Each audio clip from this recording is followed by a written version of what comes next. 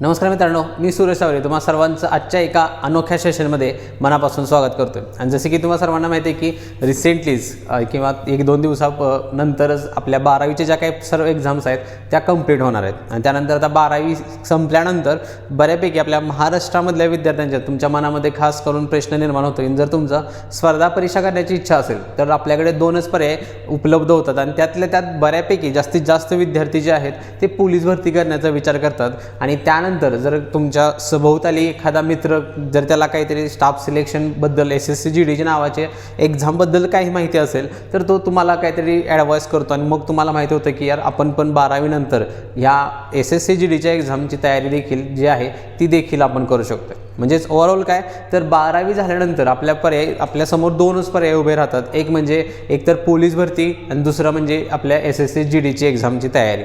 तर ह्या 2 एक्झाममध्ये कोण कशा पद्धतीनं आपल्याला तयारी करायची आहे किंवा ह्या 2 एक्झाममधली कोणती एक्झाम चांगली आहे किंवा कोणत्या एक्झामची तयारी जर मी सुरू केली तर मला लवकरात लवकर पोस्ट मिळेल किंवा अजून बऱ्याच गोष्टींचा तुमच्या मनामध्ये ज्या काही शंका आहेत त्या सगळ्या शंका ज्या असणार आहेत त्या आजच्या सेशनमध्ये तुमच्या नक्कीच क्लिअर होऊन जातील. कारण जसं तुम्हाला म्हटलं की या आजच्या या अनोख्या सेशनमध्ये असं सेशन लक्षात ठेवा तुम्ही ह्या आधी कधीही बघितला नसेल किंवा या पुढेही तुम्ही कुठेही बघणार नाही.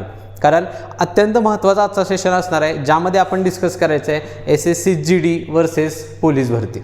तर सेशनला चालू करण्यापूर्वी जे विद्यार्थी आपल्या चॅनलवरती नवीन आहेत अशा सर्व विद्यार्थ्यांनी चॅनलला सबस्क्राईब नक्की करा. आणि त्याच दुसरं एक महत्त्वाचं म्हणजे तुमचे जेवढे विद्यार्थी मित्र ज्यांचे रिसेंटली 12वी पासआउट एक्झाम झालेली आहे अशा सर्व विद्यार्थी मित्रांना ह्या सेशनची लिंक तुम्ही नक्की शेअर करा जेणेकरून त्यांना जो एक पाऊल जे नवीन टाकणार आहे त्यामधलं एक सिलेक्शन कोणत्या पद्धतीनं करायचं आहे, कुठल्या एक्झामची तयारी करू शकता आणि केल्यानंतर काय निर्णय घेतल्यानंतर काय त्याचा आउटपुट तुम्हाला मिळेल ह्या सगळ्याचा जो अंदाज आहे त्यांना त्याच्या वेळ निघून जाण्याच्या आधीच त्यांना ह्या गोष्टीचं काय होईल एक समजून जाईल की आपण कोणत्या एक्झामची तयारी आपल्याला करायला किंवा केली पाहिजे.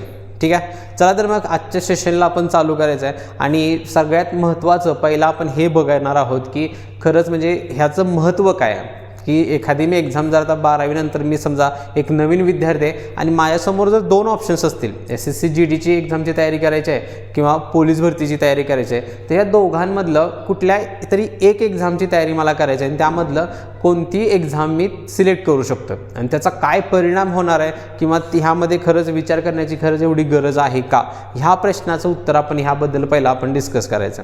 तर लक्षात ठेवा ही खूप अत्यंत महत्त्वाची गोष्ट आहे की आपण एक्झाम सिलेक्ट कोणती करतो आहे. कारण याचा परिणाम लक्षात ठेवा तुमच्या पुढं जाऊन तुमच्या जे काही तुमचे वर्ष जाणार आहेत किंवा जो तुमचा कालावधी जाणार आहे तो तुमचा ठरवेल की तुम्हाला पोस्ट जी आहे ती लवकर मिळेल का, तुम्हाला लवकर म्हणण्यापेक्षा 1-2 वर्षात ती पोस्ट मिळेल का, तुम्हाला त्या पोस्ट मिळवण्यासाठी 5-6 वर्ष घालवायचे.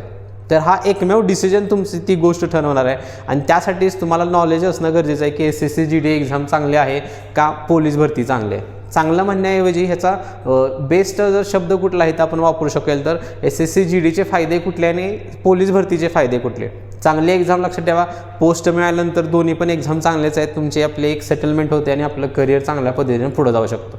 त्यामुळे कोणत्या एक्झामचे फायदे काय आहेत आणि कोणत्या एक्झामचे तोटे या स्वरूपात तोटा तर कुठल्याच एक्झामचा नसतो लक्षात ठेवा. आपण चर्चा करणार आहोत ती म्हणजे फक्त फायद्यांबद्दल की फक्त फायदे वेगवेगळे असू शकतात याबद्दल आपण ह्या आजच्या सेशनमध्ये चर्चा करायची आहे. आणि त्याबद्दलचा सगळ्यात महत्त्वाचा एक टेबल तुमच्या स्क्रीनवरती आहे तो टेबल तुम्ही बघू शकताय. एक जनरल इन्फॉर्मेशन आपण त्यामध्ये केलेलं आहे. एक कॉलम आहे आपला SSC GDचा आणि दुसरा जो आहे तो आहे आपला कुठला तर पोलीस भरतीचा. तर त्यामध्ये SSC GDच्या ह्याच्यामध्ये जर तुम्ही पहिला पॉईंट बघितला तर SSC तिथं बघा ऑनलाईन एक्झाम आहे आपल्याला. SSC GDची ऑनलाईन पद्धतीने एक्झाम आपल्याला कम्प्युटरवर द्यावी लागते. तेच पोलीस भरतीच्या बाबतीमध्ये म्हणला तर आपल्याला काय ऑफलाईन पेपर आहे, ऑनलाईन पेपर ते नाही. त्यानंतर दुसरा जर पॉईंट बघितला तर SSC GDमध्ये आपल्याला निगेटिव्ह मार्किंग तुम्हाला बघायला मिळेल. म्हणजे मिळताना एक क्वेश्चन जर बरोबर आला तुमचा तर 2 गुण मिळतात आणि निगेटिव्ह 0.25चं निगेटिव्ह आपल्याला देखील स्कोअर तिथे मिळतो. पण पोलीस भरतीच्या बाबतीमध्ये निगेटिव्ह स्कोअर आपल्याला नाही आहे. तसंच तिसरा पॉईंट असेल तो नॉर्मलायझेशन. म्हणजेच SSC GDची प्रोसेस जर तुम्हाला काही थोडीफार जरी माहीत असेल तर त्यामध्ये माहीत असेल तुम्हाला की नॉर्मलायझेशन होतं आपलं. म्हणजे एखाद्या विद्यार्थ्याला 90 मार्क जर पडत असतील तर त्याचा स्कोअर तो 95-100वर पण जाऊ शकतो. तेच म्हणजे नॉर्मलायझेशन फॅक्टर अंदर ते कॅल्क्युलेशन केलं जातं. पण पोलीस भरतीमध्ये अशा पद्धतीचं कोणतीही नॉर्मलायझेशन पद्धत वापरली जात नाही. आणि त्यानंतर पुढचा जो पॉईंट आहे, थोडंसं जर SSC GD मधलं आपलं जे मेडिकल प्रोसिजर आहे ती थोडीशी हार्ड आहे, लक्षात ठेवा. हार्ड म्हणजेच काय, तर तुमचे टोटल पॉईंट्स सगळे टू द पॉईंट सगळ्या गोष्टी तुमच्या चेकअप केल्या जातात. म्हणजेच थोडंसं डिफिकल्ट हार्ड म्हणू शकता आपली मेडिकल प्रोसेस SSC GD मधली. पोलीस भरतीमध्ये एकदम साधी सोपी सरळ मेडिकल प्रोसेस तुम्हाला बघायला मिळेल, ज्यामध्ये एवढं सगळ्या गोष्टी प्रॉपर पद्धतीने चेकअप केल्या जात नाहीत as compare to SSC GD. ठीक आहे. आणि त्यानंतर पुढचा जो आहे तर अशा पद्धतीने लक्षात ठेवा, एक जनरल इन्फो जे तुमच्या कानावर तुमचे शेजारचे मित्र किंवा तुमच्या फ्रेंड सर्कलमधला कुठला एखादा विद्यार्थी करत असेल तर त्याच्या तोंडून तुम्ही ह्या पद्धतीच्या गोष्टी ऐकल्याच असतील. तर लक्षात ठेवा, हा जो चार्ट जो तुमच्या स्क्रीनवरती आहे हा एक जनरल इन्फॉर्मेटिव्ह चार्ट आहे म्हणतोय मी. जनरल म्हणतोय, ह्या गोष्टींबद्दल आपण इथं चर्चा करायची नाही. आपण जे चर्चा करणार आहोत, कारण ह्या गोष्टी तुम्ही तुमच्या कानावर किंवा तुम्ही जेवढे कुठेतरी ये जा करत असताय किंवा थोडीफार जरी तुम्हाला नॉलेज असेल तर ह्या गोष्टींबद्दल तुम्हाला माहिती 100% आधीच असणार आहे. मग आजच्या सेशनमध्ये तुम्हाला वेगळं काय बघायला मिळणार आहे किंवा आपण जी चर्चा करायची आहे ते म्हणजे सगळ्यात पहिला मुद्दा की तो ज्याच्याबद्दल आपण आता चर्चा करणार आहोत की नॉलेज किंवा एखाद्या ती एक्झाम सिलेक्ट करायचं त्याचा परिणाम तुम्हाला काय होणार आहे. म्हणजेच काय, जसे की आता फॉर एक्झाम्पल समजा एखादा विद्यार्थी आहे, मी जसं की माझं स्वतःचं एक्झाम्पल घेऊया. समजा माझं आता जस्ट 12वी पासआउट एक्झाम पेपर झालेला आहे आणि मला स्पर्धा परीक्षा करायच्या. मग माझ्यासमोर जसं म्हणलं की 2 ऑप्शन्स आहेत, एक तर पोलीस भरतीची निवड करायची किंवा SSC GDची निवड करायची. मग असं बऱ्यापैकी तुम्हाला विद्यार्थी तुमचे मित्र सर्कल किंवा तुमचे जो शिक्षक आहे तो तुम्हाला असा देखील गायडन्स करू शकतो की तू तयारी पोलीस भरतीची करू शकतोस आणि ती पोलीस भरतीची तयारी करत असताना तू SSC GDची एक्झाम देखील तू देऊ शकतोस. तर अशा पद्धतीने जास्त सल्ले तुम्हाला दिले जातात, कारण जसं तुम्हाला सर्वांना माहिती आहे की SSC GDची जी एक्झाम आहे ती देखील आता मराठी भाषेतून चालू झालेली आहे. त्यामुळे बऱ्यापैकी तुम्हाला हाच सल्ला दिला जातो की पोलीस भरतीची तयारी करा आणि त्याच पद्धतीनं त्यासोबतच तुम्ही SSC GDचे पेपर देखील तुम्ही घेऊ किंवा एक्झाम तुम्ही देऊ शकता. तर लक्षात ठेवा, हा खूप मोठा गैरसमज आहे आणि इथंच तुमचं काय तिथं तुमची काय म्हणू शकतो तुम्हाला एक मिसलीड केलं जातं. कारण लक्षात ठेवा, जर तुम्ही पोलीस भरतीचा अभ्यास करत असेला तर तुम्हाला SSC GDची एक्झाम क्रॅक म्हणजे मी म्हणतोय तुमची पोस्ट मिळवणं. कारण लास्ट इयरचा कट ऑफबद्दल सांगायचं झालं तर 124चा कट ऑफ लागला होता मिनिमम BSFच्या पोस्टसाठी. तर अशा विद्यार्थी जे पोलीस भरतीचा अभ्यास करतात आणि जे त्यांना जर SSC GDची पोस्ट पाहिजे असेल तर लक्षात ठेवा 99% चान्सेस आहेत तुमचं सिलेक्शन त्यामध्ये होणार नाही.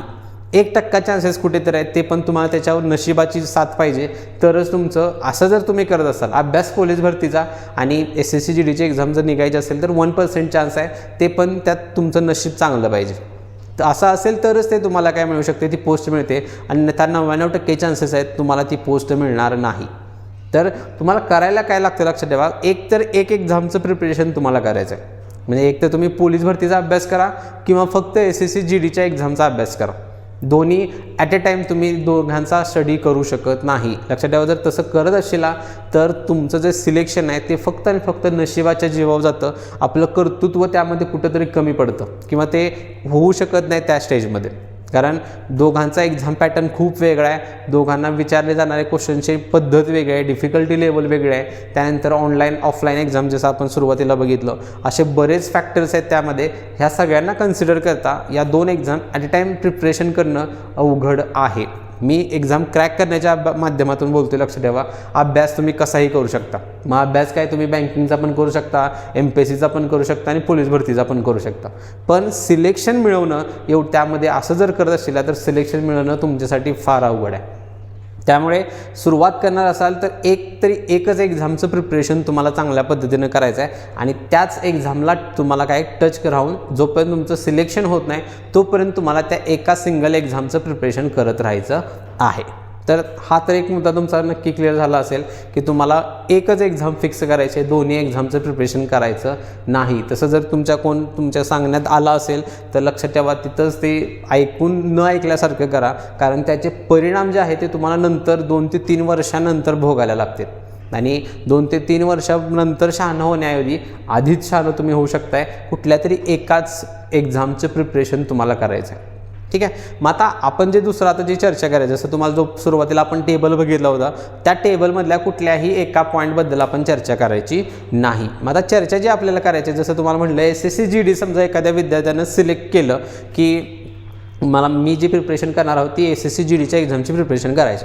तर तुमचे फायदे काय काय होणार आहेत लक्षात ठेवा की SSC GDची जर मी एक्झामची तयारी केली तर तुमचा फायदे काय काय होणार आहेत ते आता आपण बघायचे. म्हणजे फायदे म्हणत असशीला तर 3 अत्यंत महत्त्वाचे फायदे आहेत. आणि जे नॉर्मल जे तुम्ही ऐकलं असशीला मेडिकल हार्ड असतं वगैरे त्या लक्षात ठेवा ते एक्झामची प्रोसिजर आहे ती. त्यांना तुम्ही फायदा तोट्यामध्ये अजिबात तुम्ही जज करू शकत नाही. जज करायचं असेल तर त्यामधला पहिला एकमेव जो पॉईंट आपला असणार आहे लक्षात ठेवा तो म्हणजे आपला कुठला असणार आहे तुमचा जो फिक्स एक्झाम पॅटर्न. हा SSC GDचा अत्यंत महत्त्वाचा पॉईंट आहे. तो म्हणजे कुठला तर फिक्स एक्झाम पॅटर्न. म्हणजेच एक्झामचं जे प्रिपरेशन जे आपण करतो आहे आणि जी एक्झाम मी द्यायला जातो आहे ती एका तुम्हाला फिक्स पॅटर्नमध्ये बघायला मिळेल. कारण जसं तुम्हाला एक ओव्हरऑल व्ह्यू सांगायचं झालं तर आपल्याला तुम्हाला माहीत असेल की 4 सेक्शन्स आहेत.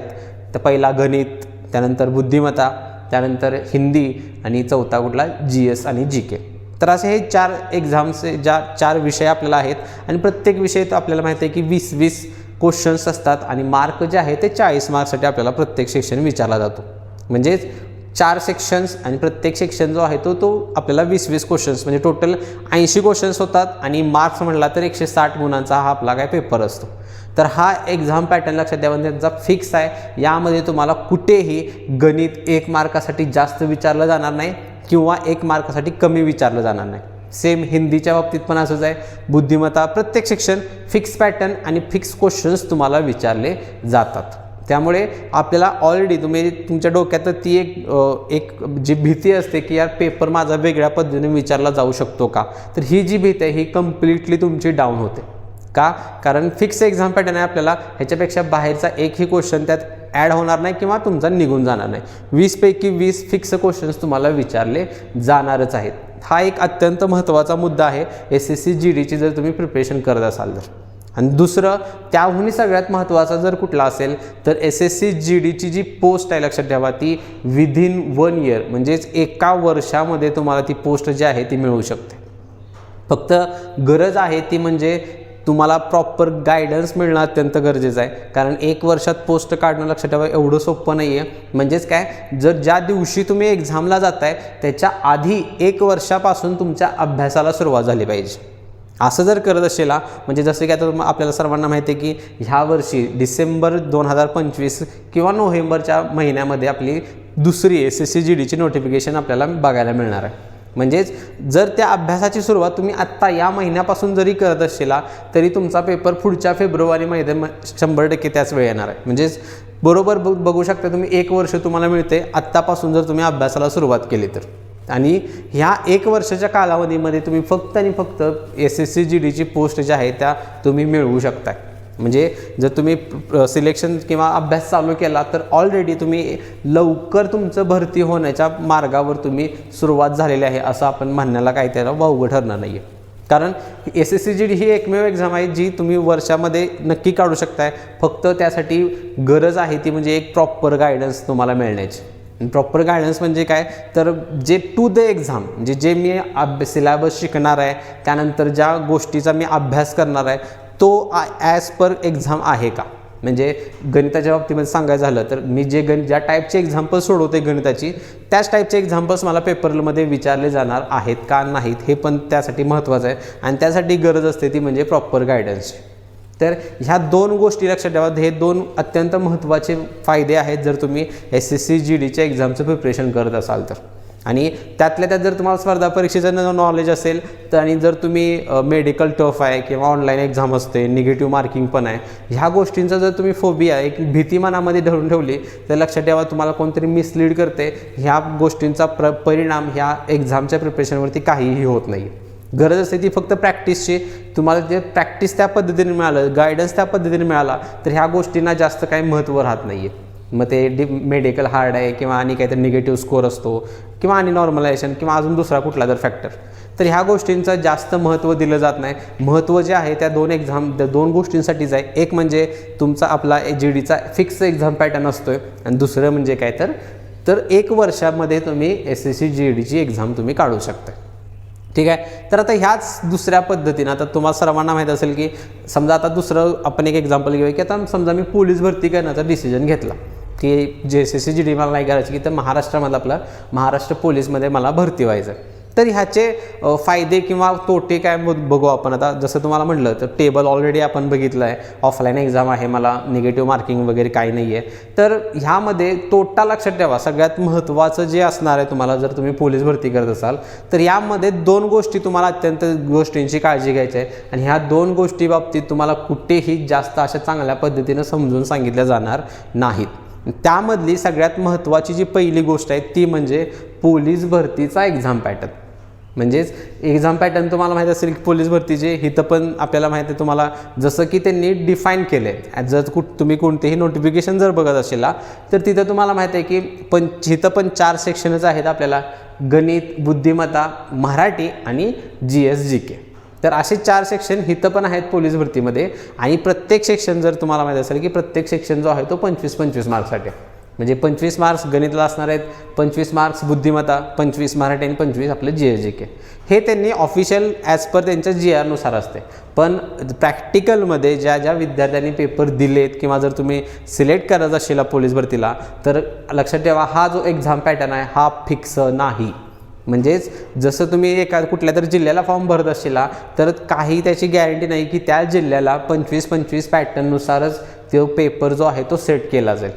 मग तुम्हाला सर्वांना माहिती आहे की लास्ट इयरमध्ये जर ठाणे ग्रामीणसारखा पोलीस पेपर घ्या किंवा आणि कुठल्या तरी मुंबईला सोडा, यावर्षी प्रत्येक वेळी काय 25-25चा पॅटर्न फिक्स केला होता. पण त्याच्या मागच्या पण वर्षी जाऊन बघितला तर मुंबईच्या पेपरमध्ये तुम्हाला कमीत कमी 55 ते 60 क्वेश्चन्स फक्त GS GK टॉपिकवरती होते. आणि काय पेपरमध्ये तर फक्त 25 मार्क्ससाठी गणित विचारलं होतं, बुद्धिमत्तेवरती एकही प्रश्न नाही आहे. मग अशा वेळी जर GK जास्त विचारलं जाऊ शकते, GK कधी तुम्हाला 60 मार्काला विचारलं जाईल, त्या मग गणित 25ला विचारलं पण जाऊ शकत नाही, कुठेतरी 10 ते 12 मार्क्ससाठी गणित विचारलं जाईल, मराठी पण त्याच पद्धतीनं. तर हा जो पॅटर्न आहे तो फिक्स नाही आहे. मग तुमच्या मनामध्ये एक नक्की शंका राहते की जी मी एक्झाम द्यायला चाललो आहे, ज्या जिल्ह्याला फॉर्म भरतोय मी त्या जिल्ह्यासाठी हा 25-25चा एक्झाम पॅटर्न खरंच फॉलो केला जाईल का नाही केला जाईल. जर तिथं फॉलो होत असेल तर नवीन विद्यार्थ्यांसाठी चांगली गोष्ट आहे. आणि ह्याचाच एक एक्झाम्पल तुम्ही ह्या वर्षी जे काय आता पोलीस भरतीचा संपली म्हणण्यापेक्षा जो मुंबईचा रिझल्ट लागला त्यामध्ये तुम्ही बघत असेल तर सर्वात जास्त रिझल्ट्स हे नवीन विद्यार्थ्यांचं सिलेक्शन तुम्हाला त्यामध्ये बघायला मिळेल. त्यासाठी एकमेव रिझन आहे ते म्हणजे तो एक्झाम पॅटर्न. कारण एक्झाम पॅटर्नमध्ये प्रॉपर 25-25 क्वेश्चन्सचा पॅटर्न जो आहे तो फॉलो केला होता. मग अशा वेळी मॅथ्स अँड रिझनिंगचं पर्सेंटेज वाढतं आहे आणि मॅथ्स अँड रिझनिंगचं पर्सेंटेज वाढतं त्यावेळी नवीन विद्यार्थ्यांना चान्सेस खूप जास्त येतात सिलेक्शन होण्याचे. आणि तेच तुम्ही ह्या वर्षीच्या मुंबईच्या पेपरमध्ये बघत असला की सगळ्यात जास्त रिझल्ट जर म्हटला तर नवीन विद्यार्थ्यांचे लागलेले आहेत. त्यामुळे हा एक मनामध्ये भीती राहते की खरंच पॅटर्न फॉलो केला जाईल का नाही केला जाईल. आणि जर तो फॉलो केला जात नसेल, जर GK 60-70 मार्क्ससाठी विचारलं गेलं तर लक्षात ठेवा अशा वेळी नवीन विद्यार्थ्यांचा तिथं सिलेक्शनचे जे चान्सेस आहेत ते खूप कमी होतात. कारण GK वाढलं म्हणल्यानंतर आपल्याला वाचन कुठं तर कमी पडतं आणि वाचन करायचं असेल तर तेवढा वेळ जास्त द्यावा लागतो. वेळ तुम्ही तेवढा देऊही शकता पण त्याला दुसरी गोष्ट आहे काय त्याच्याबद्दल आपण नंतर चर्चा करणार आहोत. पण सांगायचं काय तात्पर्य आहे की जो एक्झाम पॅटर्न आहे पोलीस भरतीचा तो फिक्स नाही आहे, ज्याच्याबद्दल आपल्याला काही श्युरिटी नाही. हे आपल्याला कळतं ज्यावेळी तुम्ही पेपरला जाशील त्याच वेळी, त्याच्या आधी तुम्हाला कशाही प्रकारची आयडिया येऊ शकत नाही. आणि दुसरं एक सगळ्यात महत्त्वाचं जे गोष्ट आहे पोलीस भरतीच्या बाबतीमध्ये की तुमचं स्टडी ॲटमॉस्फिअर, म्हणजेच आपण अभ्यासाचं वातावरण ज्याला म्हणतो, ती एक गोष्ट खूप अत्यंत महत्त्वाची आहे जर तुम्ही पोलीस भरती सिलेक्ट करण्याचं ठरवलं असेल तर. म्हणजेच काय तर तुमचे सभोवतालचे जेवढे काही विद्यार्थी मित्र आहेत किंवा जर एखाद्या आता आपण क्लासरूम झाल्यानंतर ऑब्व्हियसली अभ्यासिकेत काय अभ्यास करायला थांबत असतो. मग समजा असा एक विद्यार्थी आहे ज्यांना आत्ताच नवीन ॲडमिशन घेतले त्या लायब्ररी अभ्यासिकेमध्ये आणि तो त्या लायब्ररीमध्ये अभ्यासाला जाऊन बसायला चालू केलं.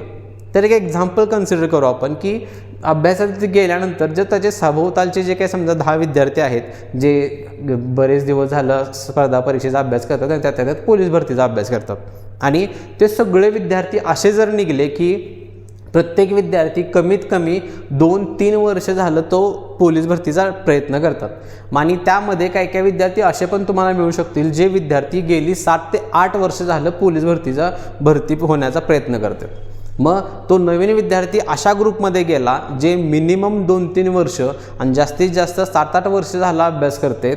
मग त्यावेळी त्या विद्यार्थ्याचा, जो नवीन विद्यार्थी त्या ग्रुपमध्ये गेला आहे, अशा त्या विद्यार्थ्याचा देखील माइंडसेट त्याच पद्धतीनं होतो की यार प्रत्येक विद्यार्थी जेवढे माझ्या सभोवती आहेत ते प्रत्येकजण 2-2, 3-3 वर्ष, 5-5, 6-6 वर्ष, काय 7-8 वर्ष झाला अभ्यास करतात पोलीस भरतीचा. तर माझा देखील चान्सेस आहेत की मी 1-2 वर्षामध्ये ही भरती काढू शकतो का, याच्यावरती त्याचं प्रश्नचिन्ह उभा होतं. कारण त्याला रिझन काय, सभोवताली सगळेच मित्र त्याला तसे मिळालेले आहेत. तसंच ॲटमॉस्फिअर त्याच्या सराउंडिंगमध्ये आहे की सगळेच मिनिमम 2 वर्ष आणि जास्तीत जास्त 7-8 वर्ष झालं अभ्यास करतात पोलीस भरतीचा. त्यामुळे त्याचा देखील माइंडसेट त्याच पद्धतीनं होतं की मी जरी अभ्यास चालू केला तरी मला एवढाच कालावधी जाणार आहे. कमीत कमी मग तो 2-3 वर्ष असेल आणि जास्तीत जास्त 7-8 वर्ष पण तो मला लागेल.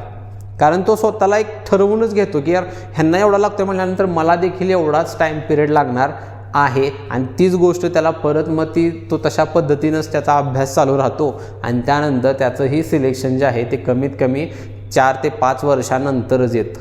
त्याच्या आतमध्ये त्याचं सिलेक्शनच होत नाही. रिझन काय, तर फक्त त्याचा सराउंडिंगचा बॅकग्राऊंड, म्हणजे तो ज्या बॅकग्राऊंडमध्ये अभ्यास करतोय तिथला सराउंडिंगमुळे त्याच्यावरती तो परिणाम झाला. ह्याच्याचं उलटं जर एक्झाम्पल आपण कन्सिडर करूया, जे ह्या आपल्या अचिव्हर्स करिअर गाईडच्या अभ्यासिकेत आणि क्लासरूममध्ये तुम्हाला 100% बघायला मिळेल.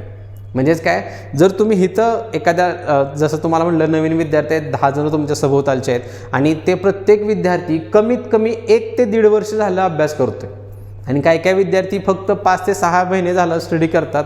आणि दुसरं की जेवढे विद्यार्थ्यांचं सिलेक्शन झाले ते कमीत कमी 1 वर्ष आणि जास्तीत जास्त 2 वर्षाच्या आतच सिलेक्शन सर्वांचं झालेलं आहे.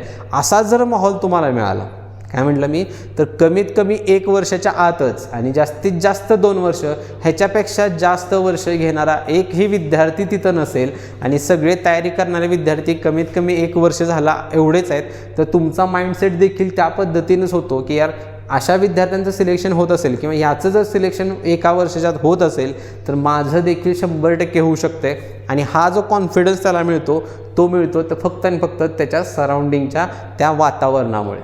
त्यामुळे हा फरक पडतो तुमच्या पोलीस भरती जर तुम्ही डिसाईड केलं. आणि ह्या सगळ्या गोष्टींना असं मी म्हणत नाही, लक्षात ठेवा की पोलीस भरती वर्षाच्या आत निघू शकत नाही, निघू शकते. पण त्याला जसं म्हटलं तुम्हाला 2 गोष्टी अत्यंत महत्त्वाच्या आहेत. एक म्हणजे प्रॉपर गायडन्स तुम्हाला मिळाला पाहिजे, टेस्ट सिरीज कशा पद्धतीने द्यायचं आहे, तुमचं टीचिंग कशा पद्धतीने झालं पाहिजे, सिलॅबस काय आहे आणि सिलॅबसमधली डिफिकल्टी लेवल, आणि त्यानंतर तुम्ही अभ्यासिकेमध्ये कोणत्या अभ्यासिकेमध्ये आणि तिथलं वातावरण काय आहे.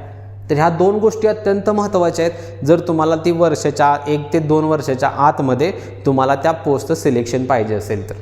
त्यामुळे जर तुम्ही पोलीस भरती करणार असाल तर ह्या 2 गोष्टी तुमच्या डोक्यात फिट असणं अत्यंत गरजेचं आहे. आणि त्यामुळे तुम्ही जर कुठेही नवीन ॲडमिशन घेणार असाल तर त्यावेळी या 2 गोष्टींची चर्चा जी आहे किंवा या 2 गोष्टींचं जे ऑब्झर्वेशन आहे ते नक्की करा. त्यावर तुमचं डिपेंड आहे की तुमचं पुढचं जे सिलेक्शन आहे ते 1-2 वर्षात तुम्हाला मिळवायचं आहे का तुम्हाला ते 5-6 वर्षात मिळवायचं आहे. काही विद्यार्थी असे देखील आहेत, लक्षात ठेवा, पोलीस भरती करणारे, ज्यांचं सिलेक्शन जे आहे किंवा तयारी जी आहे ती गेली 7 ते 8 वर्ष झालं ते तयारी करत आहेत. त्यामुळे तुम्ही अशा प्रत्येक ज्यावेळी कुठंतरी नवीन क्लासला ॲडमिशन घेणार जात असेल तर त्या ठिकाणी तुम्ही ह्या गोष्टींचं ऑब्झर्वेशन नक्की करा की तिथला माहोल काय आहे आणि त्या माहोलनुसार तुमचा माइंडसेट देखील लक्षात ठेवा. त्या पद्धतीनंच तुमचा काय होणार आहे, तयार होणार आहे.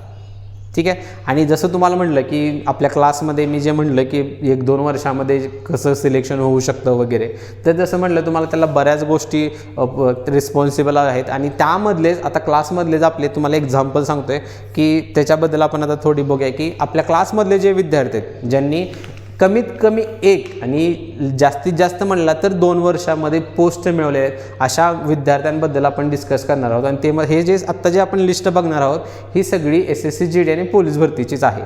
ठीक आहे. तर त्यामधलं आपल्या क्लासमधला सगळ्यात पहिला रिझल्ट, तुम्ही प्रत्येकाचे फोटो तुम्ही तुमच्या स्क्रीनवरती बघू शकताय. तर ती पहिली विद्यार्थी आहे तर ती कोणती, तर दुर्गा मोहिते. तर ह्या दुर्गा मोहितेचं जे सिलेक्शन आहे SSC GDमध्येच आसाम रायफलमध्ये झालेलं आहे. आणि तिचा जो टाईम पिरियड आहे, लक्षात ठेवा, टाईम पिरियड हिचं विदिन म्हणजे फर्स्ट अटेम्प्टमध्येच तिनं तिची जी पोस्ट आहे ती मिळवली आहे. आणि जर महिन्यामध्ये जो टाईम पिरियड सांगायचा झाला तर लक्षात ठेवा तो टाईम पिरियड 4.5 ते 5 महिने एवढाच होता. म्हणजेच काय, अभ्यास थोडाफार तिचा होता पण एक्झाम आली होती, त्यानंतर बॅच जॉईन केली, त्यानंतर टेस्ट सिरीज वगैरे वगैरे त्याचा ॲनालिसिस प्रॉपर तो माहोल क्रिएट झाला होता आणि त्यामध्येच तिनं पहिल्याच अटेम्प्टमध्ये तिनं ही आसाम रायफलची पोस्ट मिळवली होती.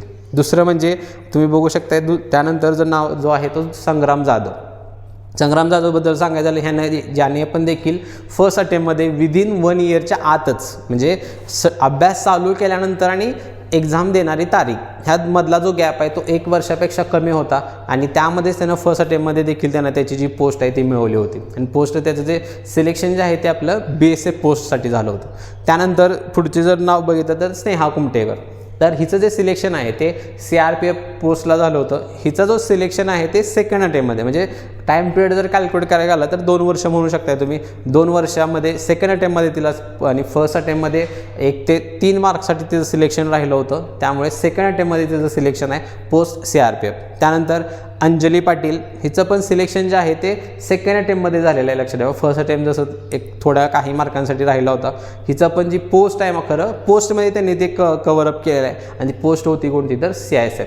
त्यानंतर पुढचा विद्यार्थी आहे बघा विशाल जाधव, ह्याचं पण सिलेक्शन जे आहे ते विदिन 1 इयर 1 वर्षाच्या आतमध्ये पोस्ट मिळालेलं आहे आणि पोस्ट आहे CISF.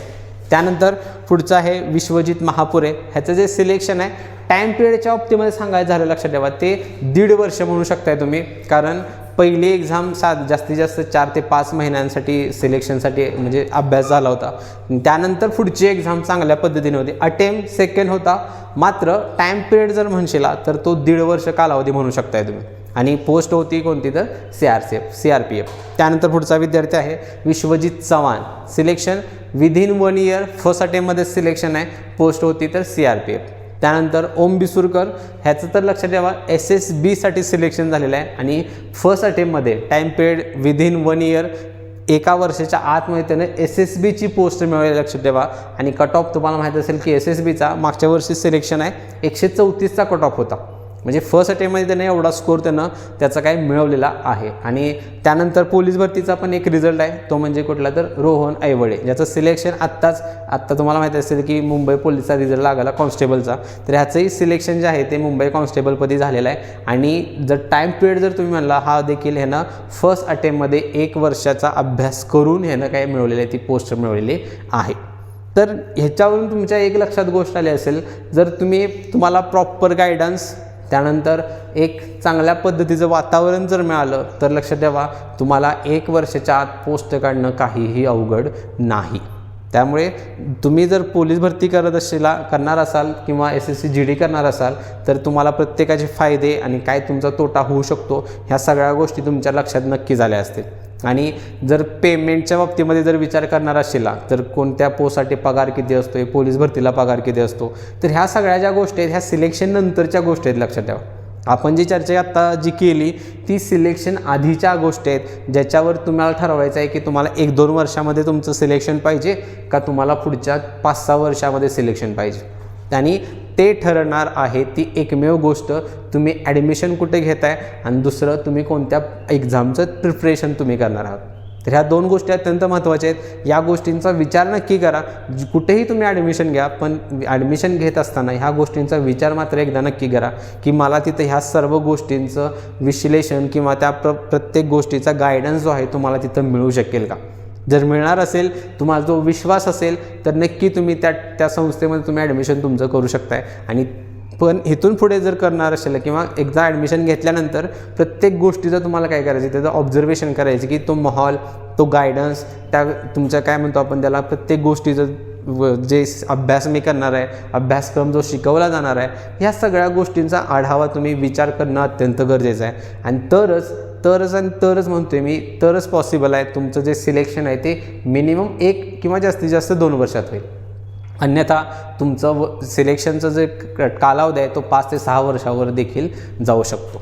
त्यामुळे आजचा सेशन जर तुम्हाला आवडला असेल तर सेशनला लाईक नक्की करा आणि त्याच पद्धतीनं तुमचे जेवढे विद्यार्थी मित्र खास करून जस्ट आत्ता 12वीची एक्झाम ज्यांनी दिलेली आहे किंवा अजून स्पर्धा परीक्षा करण्याच्या विचारात आहे पण अजून केलेलं नाही आहे अशा सर्व विद्यार्थ्यांना सेशनची लिंक मात्र नक्की शेअर करा, कारण हा खूप महत्त्वाचा पॉईंट आहे आणि त्याचं जे अवेअरनेस आहे ते प्रत्येक विद्यार्थ्यापर्यंत पोहोचणं अत्यंत गरजेचं आहे. चला तर मग अशा पद्धतीने आजचं सेशन आपण इथंच राऊंड अप करू. भेटू आपल्या नेक्स्ट सेशनमध्ये. टिल देन कीप स्टडिंग, बी पॉझिटिव्ह. Thank you so much.